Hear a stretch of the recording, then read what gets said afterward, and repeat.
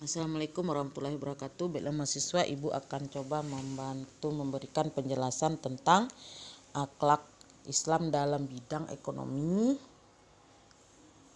Di sini dalam bidang produksi, konsumsi, dan bidang distribusi.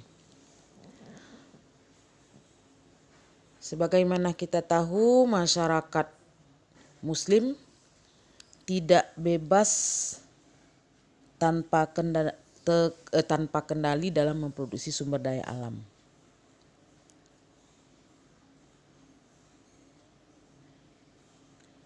Mendistribusikannya maupun dalam mengkonsumsikannya. Ia terikat dengan buhul akidah dan etika mulia. Di samping juga dengan hukum-hukum Islam.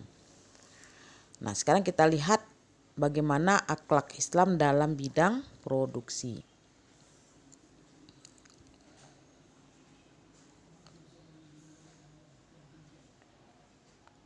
Dalam bidang produksi berarti dalam upaya manusia dalam menghasilkan atau menciptakan barang dan jasa.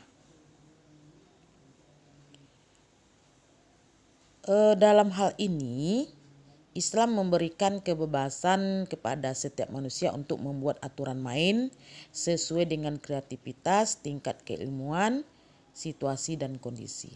Nah, hal ini disebabkan karena Islam lebih memfokuskan tujuan daripada sarana. Misalnya, Islam menganjurkan manusia untuk berobat, tetapi tidak menetapkan obat-obatan atau cara-cara tertentu. Nah, Islam tidak ikut campur apakah manusia membajak sawah dengan kerbau atau traktor. Yang menjadi prioritas Islam itu dalam aktivitas ekonomi adalah terciptanya kemaslahatan bagi manusia, terhindar dari kemudaratan, serta terciptanya efisiensi dalam kehidupan.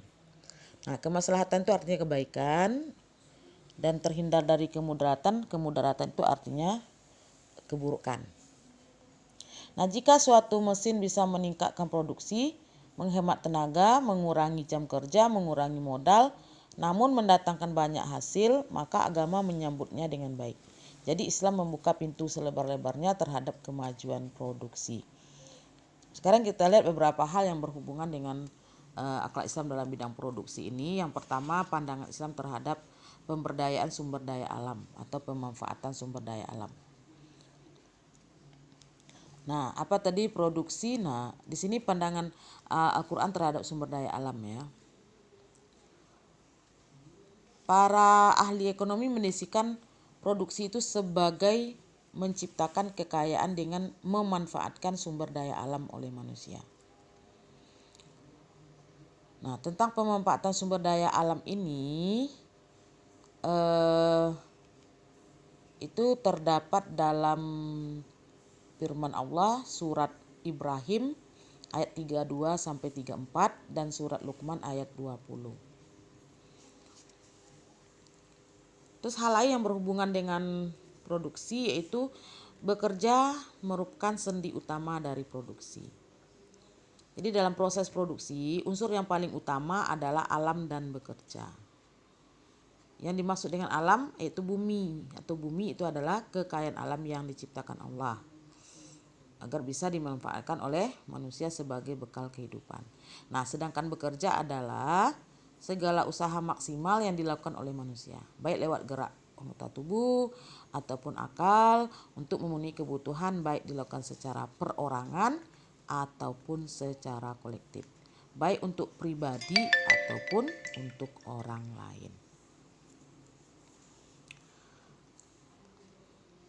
Nah, jadi produktivitas itu akan timbul dari gabungan antara kerja manusia dan kekayaan bumi. Gabungan kerja antara manusia dan kekayaan bumi. Nah, kita lihat sekarang ada unsur lain dalam produksi yaitu modal, keahlian, dan pengawasan. Jadi semuanya adalah merupakan hasil kerja manusia.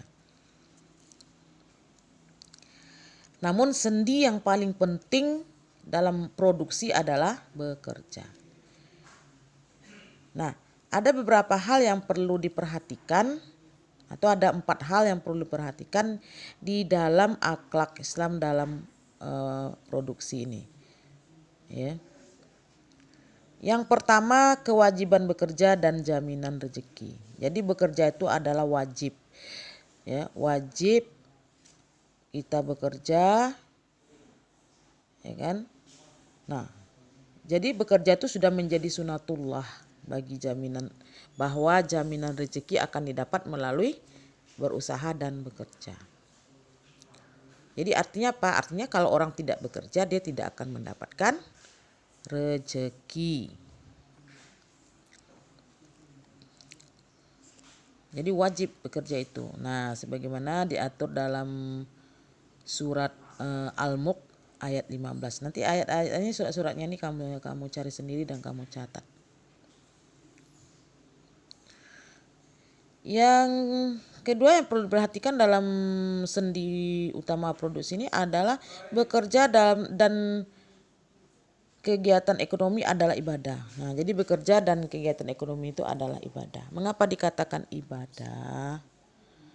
Karena dengan bekerja manusia dapat memenuhi kebutuhan hidupnya, mencukupi kebutuhan keluarganya. Nah, demikian juga dengan bekerja, masyarakat bisa melaksanakan tugas kekhalifahannya, menjaga diri dari maksiat dan meraih tujuan yang lebih besar.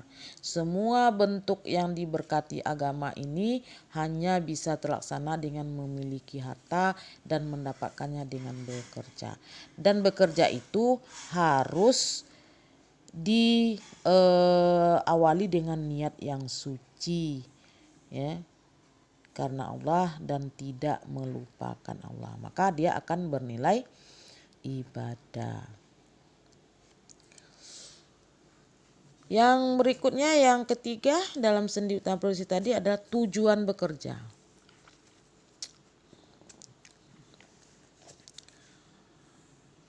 Tujuan bekerja ya, itu ada 4 ya. Berdasarkan syariat Islam, seorang muslim itu diminta bekerja untuk mencapai beberapa tujuan. Di sini ada 4 tujuan yang akan dicapai dengan bekerja. Yang pertama, untuk mencapai kebutuhan hidup. Jadi orang tidak akan bisa memenuhi kebutuhan hidupnya kalau tidak bekerja. Yang kedua, untuk kemaslahatan keluarga dan masyarakat. Kenapa begitu? Karena dengan kita bekerja, kita mendapatkan uang. Uang itu bisa kita manfaatkan untuk membantu memenuhi kebutuhan keluarga kita, kebaikan keluarga kita, dan juga untuk membantu masyarakat kita. Yang keempat, tujuan bekerja adalah untuk mendekatkan diri kepada Allah. Jadi kita dengan bekerja, banyak uang, banyak harta, jadi kita bisa melaksanakan semua kewajiban kita kepada Allah. Kita bisa berzakat, bersedekah dan sebagainya. Berikutnya, sendi utama produksi tadi dalam bekerja itu, yang keempatnya adalah tekun bekerja. Jadi ada beberapa hal ya yang harus perhatikan kenapa bekerja itu merupakan sendi utama dari produksi. Ini alasannya ya, ada 4 alasannya mengapa bekerja itu termasuk ke dalam sendi utama produksi. Yang pertama tadi, bekerja itu adalah kewajiban dan untuk mendapatkan jaminan rezeki. Yang kedua, bekerja dan kegiatan ekonomi itu adalah ibadah. Dan yang ketiga, tujuan bekerja itu sangat mulia ya. Dan yang keempat, sekarang dalam bekerja itu harus tekun bekerja, karena menurut Islam tekun dalam bekerja itu merupakan suatu kewajiban dan perintah yang harus dilaksanakan oleh setiap muslim.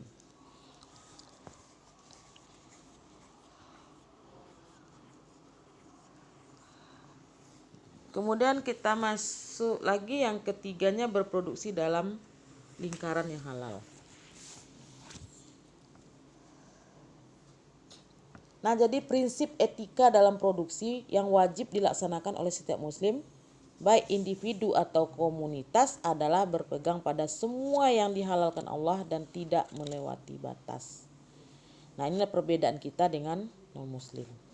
Dimana kalau non-muslim itu tatanan ekonomi mereka itu adalah konvensional, ya, tidak mengenal istilah halal dan haram. Sehingga yang menjadi prioritas kerja mereka adalah memenuhi keinginan pribadi dengan mengumpulkan harta, uang, dan laba. Jadi mereka tidak mementingkan baik atau buruk, etis atau tidak etis. Sementara kalau kita umat Islam yang melakukan produksi atau yang membuat sebuah produksi, itu kita tidak bebas, kita harus memperhatikan apakah bahan atau yang kita produksi itu bersumber dari yang halal, cara memproduksinya juga harus halal, dan hasilnya juga baik dan halal untuk dikonsumsi oleh orang banyak. Nah, itu yang harus diperhatikan bagi umat Islam.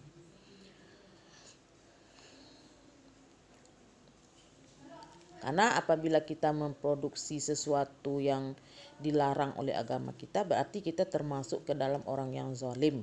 Sebagaimana dikatakan oleh Allah dalam surah Al-Baqarah ayat 229, yang artinya barang siapa yang melanggar hukum-hukum Allah, mereka itulah orang-orang yang zalim, orang yang kejam. Nah, jadi kita di sini harus memperhatikan bahwa kita tidak boleh memproduksi barang-barang haram, baik haram dikenakan atau dikoleksi. Nah, baik haram itu dikenakan maupun untuk dikoleksi, seperti membuat patung, memproduksi produk yang berhubungan dengan pornografi dan sadisme dan sebagainya. Atau hasil produksi yang bisa merusak moral, merusak masyarakat, mentalnya, moralnya, akalnya, itu diharamkan dalam agama Islam. Dan juga memproduksi barang-barang makanan yang bahannya berasal dari sesuatu yang diharamkan oleh Allah. Misalnya memproduksi bakso dari daging tikus atau dari daging babi, itu tidak boleh. Atau juga memproduksi barang yang bisa meracuni orang, contohnya memproduksi tahu tapi diisi formalin. Atau apalagi memproduksi atau menanam ganja atau tanaman-tanaman yang diharamkan. Nah, itu dilarang. Nah, termasuk juga kita dilarang menyebarkan, melestarikan tradisi yang buruk. Kenapa? Karena kalau kita menyebarkan tradisi yang buruk atau informasi yang buruk, maka orang yang kita kasih informasi tadi, jika dia menyebarkan lagi, maka dosa orang-orang yang menerima dan menyebarkan kembali info-info itu ditambahkan ke dosa kita. Jadi dosa kita jadi berlipat ganda. Nah, jadi kalau kita tahu itu adalah, kalau kita menerima suatu informasi dan informasi itu ternyata sesuatu yang bisa merusak, maka kita cukup di kita saja dan jangan sampai ikut menyebarkannya. Itu dalam produksi. Jadi produksi kan ada 3 input, proses, dan output. Input itu bahan mentahnya, itu halal, yang dari yang halal. Proses cara mengerjakan juga halal, dan hasilnya itu juga halal. Hasilnya juga baik dan bermanfaat untuk semua orang. Nah, sekarang akhlak Islam dalam bidang konsumsi. Konsumsi artinya menggunakan atau memakai barang-barang hasil produksi. Jadi konsumsi itulah kegiatan dalam menggunakan hasil produksi. Yang pertama kita lihat memanfaatkan harta dalam kebaikan dan menjauhi sifat kikir. Nah, jadi dalam menggunakan harta juga diatur oleh Allah. Sekarang kita lihat bagaimana cara memanfaatkan harta dan kebaikan dan menjauhi sifat kikir. Yang pertama, kita harus menggunakan harta secukupnya. Berarti artinya kita tidak boleh menghambur-hamburkan harta ke hal-hal yang tidak ada manfaatnya, tidak ada gunanya. Jadi kita menggunakan harta kita itu sesuai kebutuhan kita. Nah, jadi daripada dihambur-hamburkan, lebih baik harta itu diinfakkan, disedekahkan sehingga bermanfaat untuk orang lain. Kemudian yang kedua, wajib membelanjakan harta. Ya, ternyata membelanjakan harta ini merupakan hukumnya wajib. Ya. Ini anjuran ini, ya kan, menunjukkan bahwa kita wajib membelanjakan harta, bukan sekedar anjuran saja. Diatur ya oleh Allah dan Nabi. Seperti dalam Al-Quran surah Al-Baqarah ayat 3, An-Nisa ayat 39, Al-Anfal ayat 2-4 dan Asy-Syura ayat 38. Tentang kewajiban membelanjakan harta. Yang ketiga, sasaran membelanjakan harta. Nah, sasaran membelanjakan harta ini ada dua ya. Pertama untuk fisabilillah, yaitu menafkahkan harta di jalan Allah.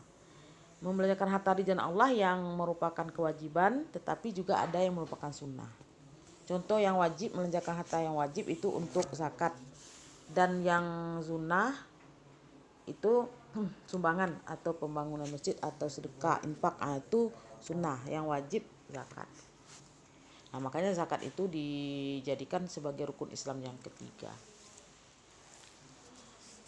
Kemudian sasaran membelanjakan harta yang kedua adalah diri dan keluarga.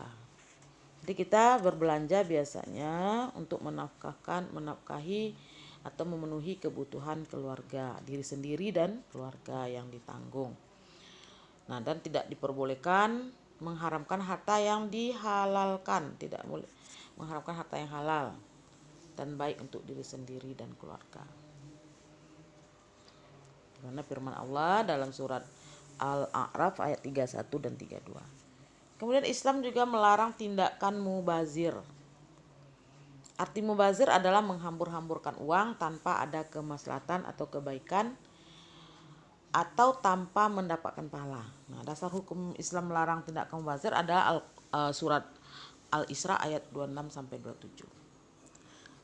Berikutnya, akhlak Islam dalam bidang distribusi. Nah, distribusi ini adalah penyalurannya, suatu kegiatan dalam menyalurkan barang dari produsen kepada konsumen. Ini banyak macamnya ya. Ada pedagang, ada agen, ada distributor, reseller, dan sebagainya. Nah, itu adalah kegiatan distribusi. Dalam kaitannya dengan distribusi hasil produksi, nah itu kita menemukan 4 bagian. Yang pertama ada upah atau gaji untuk para pekerja. Yang kedua keuntungan sebagai imbalan modal yang dipinjam oleh pengelola proyek. Yang ketiga sewa tanah yang digunakan untuk melaksanakan proyek. Dan yang keempat ada laba bagi para manajer dan atau para pengelola.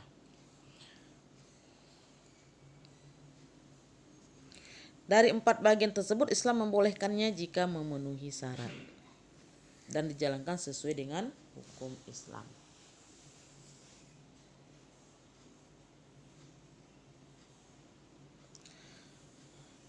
Berikutnya, distribusi ekonomi dalam Islam itu berdiri atas 2 sendi, yaitu sendi kebebasan dan sendi keadilan.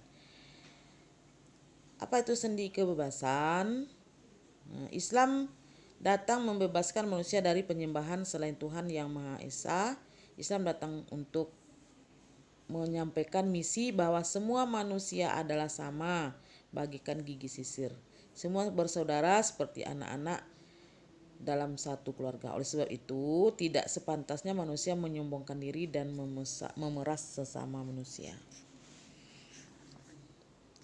Islam menerapkan kebebasan karena ia menganjurkan kepada umatnya untuk percaya kepada Allah. Islam menetapkan kebebasan karena mengakui eksistensi manusia, mengakui fitrah mereka untuk menyembah Allah.